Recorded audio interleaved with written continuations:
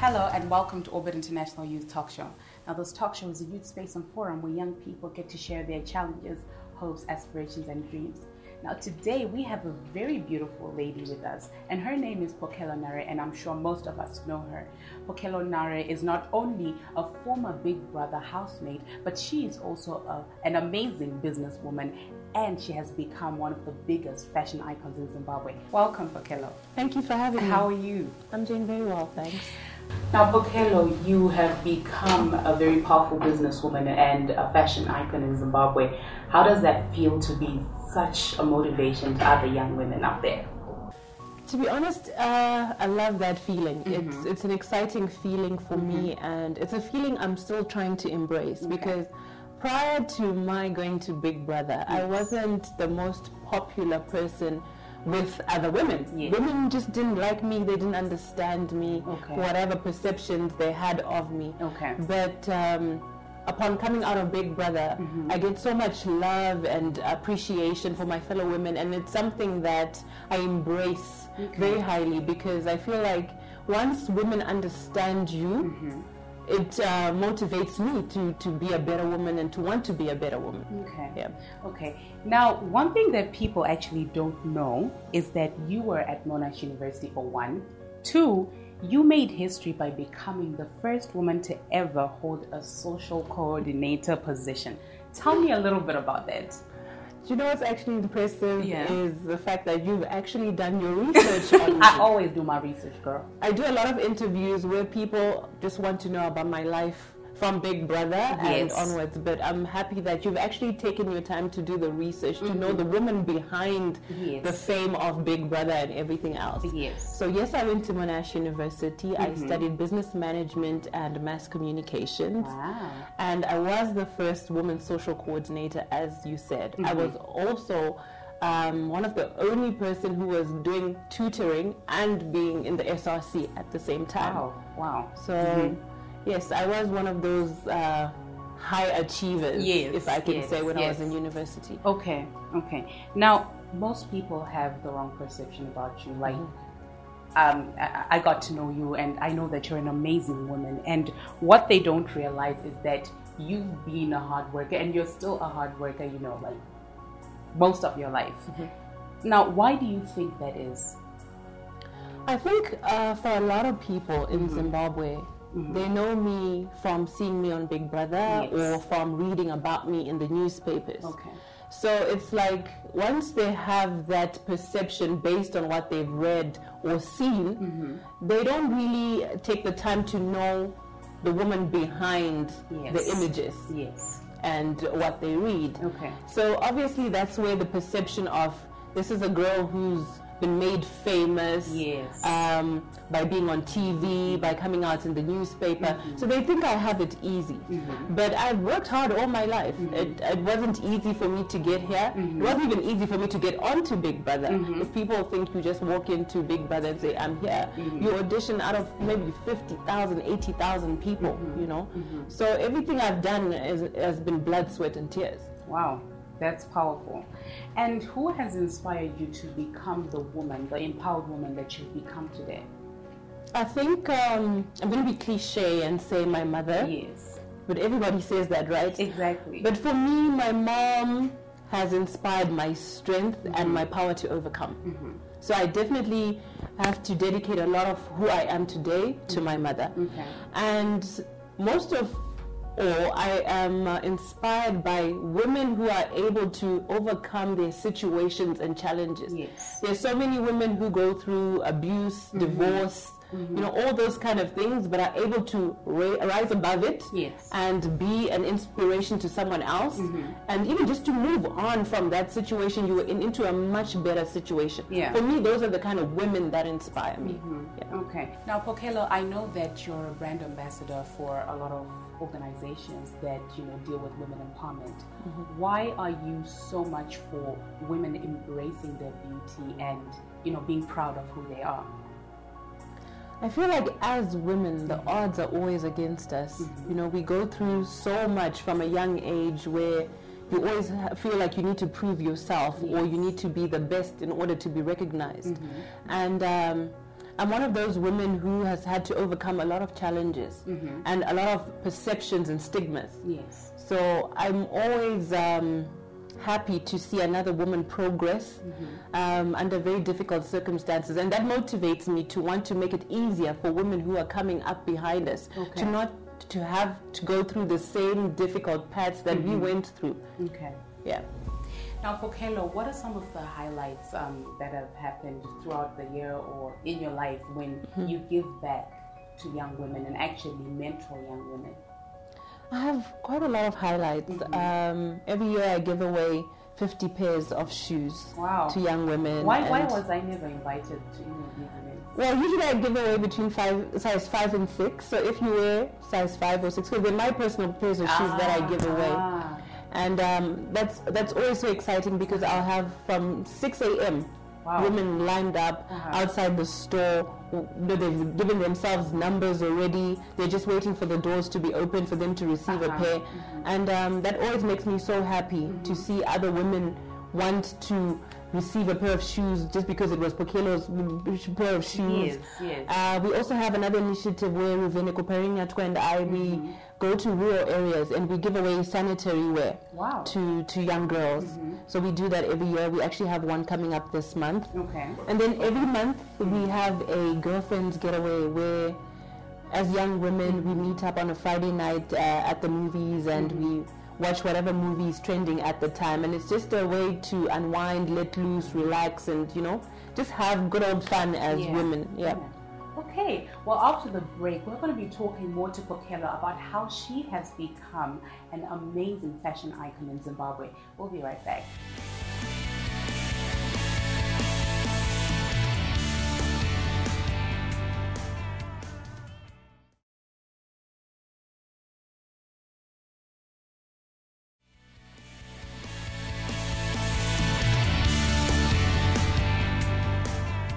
Hello and welcome back to the show. Now, just before the break, we were with Pokello Nare and we were talking to her, and we're still with Pokello, and we're talking to her about how she has become an empowered and powerful woman in the fashion industry in Zimbabwe. Welcome back, Pokello. Thank you. Now, I know that you're obsessed with shoes, literally obsessed with shoes. Tell me a little bit about that. My addiction with shoes started from a very, very young age. My mother loves shoes, and that's where the addiction actually stemmed from, because as a young girl I always used to see my mom wear the best of shoes, the highest of heels. So I knew that's the kind of woman that I would turn into. And when I was in varsity, because I was in the SRC and a tutor at the same time, we used to get paid a lot of money. So I was basically getting 2 incomes. And unlike everybody else in varsity, I don't drink alcohol. So when Friday night came, everybody wants to go out and party and buy alcohol. I always knew I was on my way to the mall to buy shoes. So I think that's where I was able to buy the most amount of shoes ever. It was during my time in varsity, because I always had that income at my disposal. Okay. And I know that in 2014 you decided to launch your brand, Pink Bottoms. Why did you take such a move? Definitely because of the fame and the popularity that came from being on Big Brother Africa. It had created a platform for me to now venture into the shoe business on a larger scale, and on a scale where I could now bring up my own brand.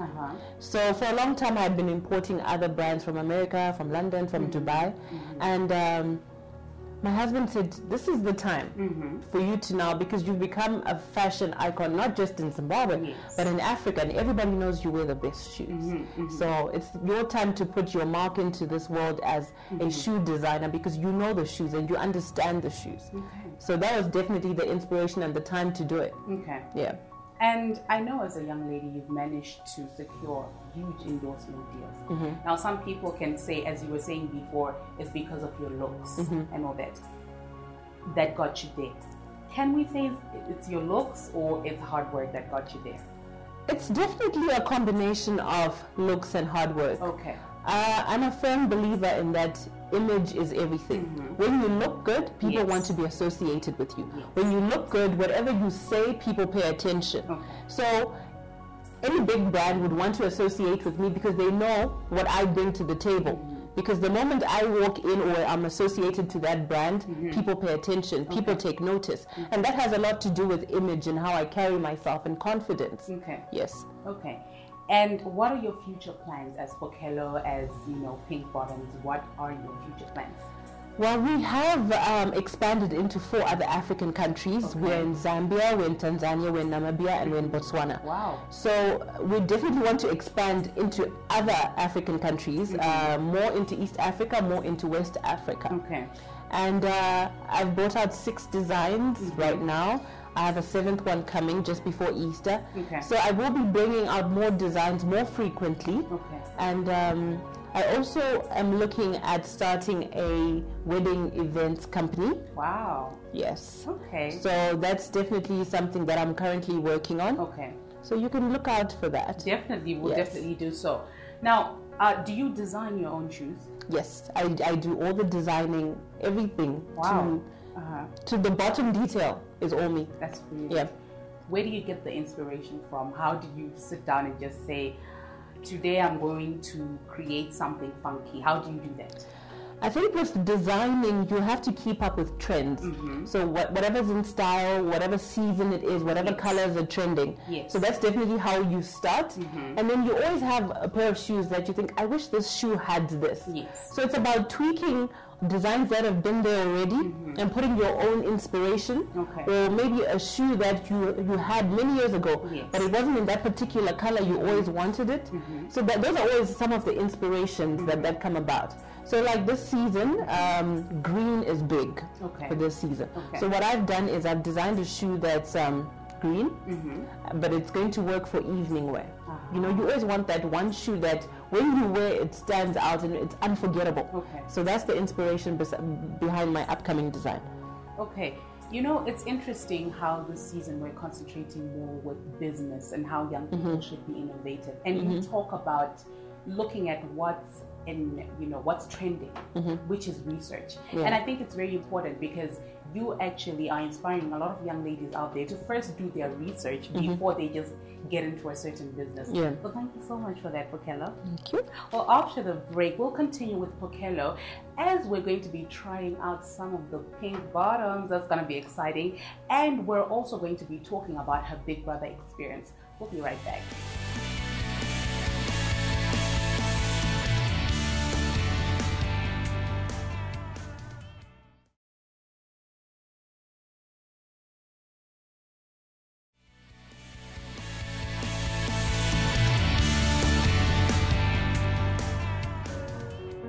Pokello came to limelight when she participated in the 2013 Big Brother, yet she has grown to become a businesswoman and a powerful fashion icon. Starting from her school days, Pokello has had a passion for fashion, and this would see her opening her own stores in Harare as she launched her own shoe brand that has been inspired by her passion and her housemates, and some of her shoes are named after her housemates, acknowledging the experience she had with each one of them, including her husband Eli Kem, who was a fellow housemate from Big Brother.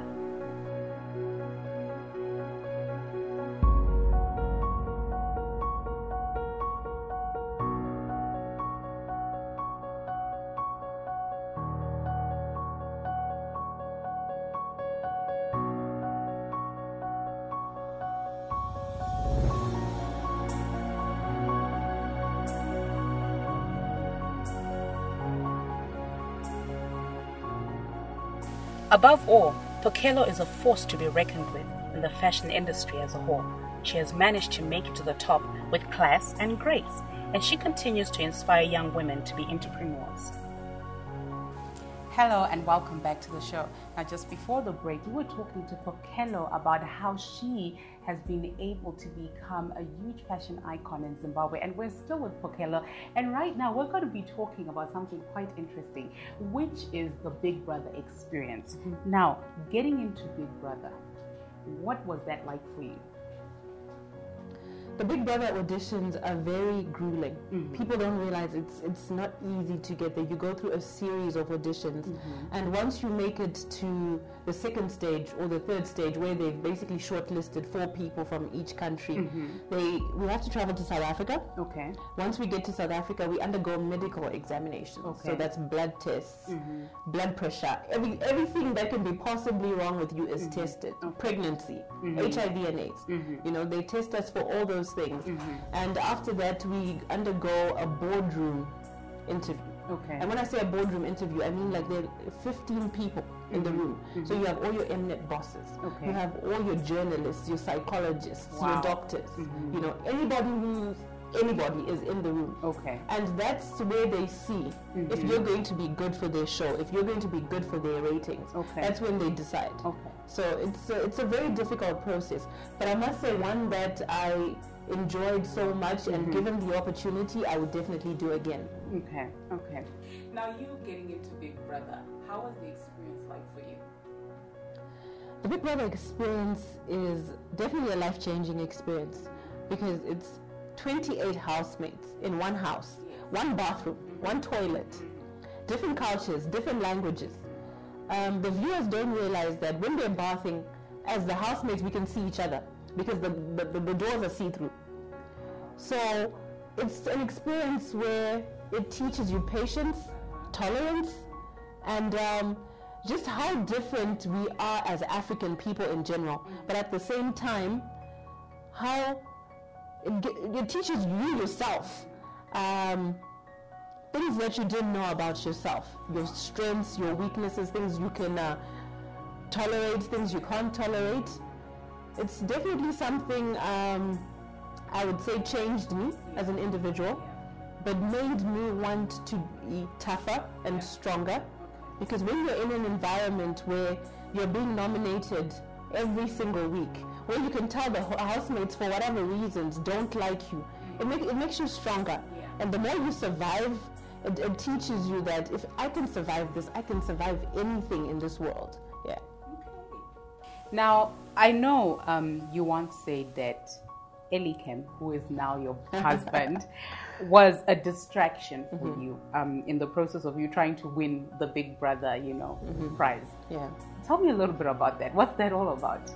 You see, the Big Brother experience is a place where you need to not have any emotions in order to get ahead in the game. Okay. The moment you start getting attached or involved or emotional, it starts to affect how you play the game. Okay. And I understood those fundamentals before I went into Big Brother, because I was a big follower of Big Brother. I had been watching it since the onset of the show. Okay. And I knew how to play the game. Okay. So I felt like going into the house, my aim and goal was the $300,000. Okay. I wasn't going to get into any relationship, and I wasn't going to let anything distract me. Okay. But halfway into the game, there comes this guy from Ghana who at any given go wants to be next to me, wants to be talking to me. And I felt like that started to distract my focus from the game. Okay. Because now you're getting involved with this person, and you're now starting to care how they feel. Yes. And that started to affect me because I wasn't very popular in the house. I didn't have a lot of friends in the house. Okay. And it kind of forces you to now attach yourself to that one person who wants to pay attention to you. But at the same time, it starts to move your focus from the prize. Okay. Yeah. Okay. All right. So what lessons have you drawn from business? And I know you've been in business for quite some time now. What are the key lessons that you can say, no, these are keepers? I think in any business, you're always going to face so many challenges. But my key lesson that I've had ever since I started my business about 6 years ago now is you need to be always able to look for other avenues. Okay.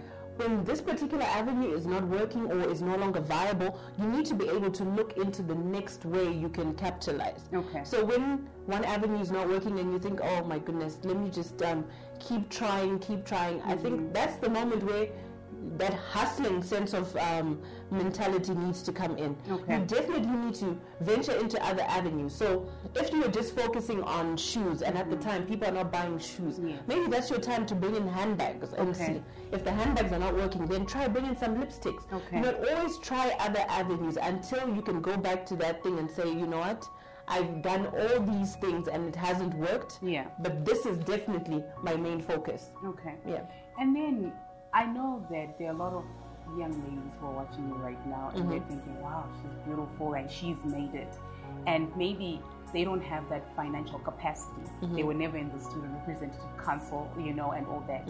What can you say to those young ladies who are out there and thinking, how am I going to make it in life? You know, I always wish I could go back to being a young lady. Like, if I had it my way, I would go back to being a 20-year-old girl or even being a 17-year-old girl. And the advice that I would give my young self, or I would give any young woman, is focus on your dreams and on your goals. Don't distract yourself with relationships and marriage. If I had it my way, I would get married at 30. Have kids after 30. I think as young women, we let ourselves down by rushing to have families and be wives. And in the end, that affects us because now you have kids, so you can't focus on that dream of having the business that you wanted because you don't have the time. If we are able to do the business, go through school, go through varsity, start a small business, go through the challenges of this business. Once you've established yourself, once you know who you are, once this business can sustain you and whoever else you bring into your life, then you focus on relationships, then you focus on having kids. I think that's the best advice that I would definitely give any young woman. Because if I could go back to being a young woman, that's how I would definitely do it. I would only start having kids after 30. I would only get married after 30 because there's no rush. There's definitely no rush. Wow, that's brilliant. Do you believe that in Zimbabwe, in our fashion industry, do you feel like we need more exposure, one? And two, do you feel like we will make it internationally? To be honest, as Zimbabwean women, in terms of fashion, we're still very behind. We're still very behind. The exposure is there because we read the magazines, we see the internet pages, we watch the Oscars, we see what all the other celebrities or fashion icons are wearing. But I don't know why we're always seasons and years behind. You know, something that went out of season in Europe 2 years ago, you find us now wearing in Zimbabwe. Now we are failing to keep up with the trends, and I don't think it's an economic thing because whatever's trending in South Africa, we have access to right now. I think as Zimbabwean women, it's important for us to learn that it's okay to have role models. And when you have these role models, you need to aspire to be like these people. So whether she does her hair a certain way, her makeup a certain way, she dresses a certain way, you need those role models who are up there competing with everybody else in the world for the rest of the Zimbabwean population of women to actually rise up and be, you know, recognized.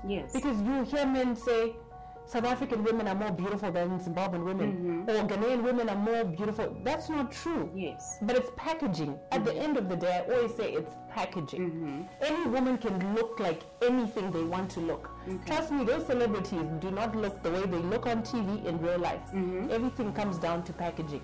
Know how to dress your body. Know what makeup colors suit you. Know what hairstyles suit you. Know what hairstyles are in fashion. Know what hairstyles were in fashion last year and are no longer working this year. Once we learn those things as Zimbabwean women, and I think the other thing is, once we have kids, we tend to let ourselves go. So I've noticed this trend when I go to Ghana. The women in their 40s look like they're in their 20s. Wow. They wear these corsets all day long. Their tummies are flat. But as Zimbabwean women, once you have that child, you don't want to wear a corset. You feel like, chinorwadza, you know, but it's keeping up appearances. It's packaging at the end of the day. So what do you feel needs to be done? Do you think they need to be more, you know, branding yourself, workshops? What needs to be done for us to have a change of mindset as young women? I think as young women, we definitely need to have a lot of these seminars where women talk to other women, where you get to meet your role models, have one-on-ones with them.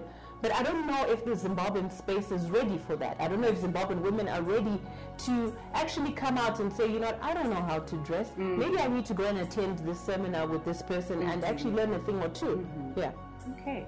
Well, thank you so much, Pokello, for coming through to the show. And thank you so much to the viewers. Now, you can reach us on www.orbit-international.org. Like us on Facebook and follow us on Twitter at Orbit International. See you next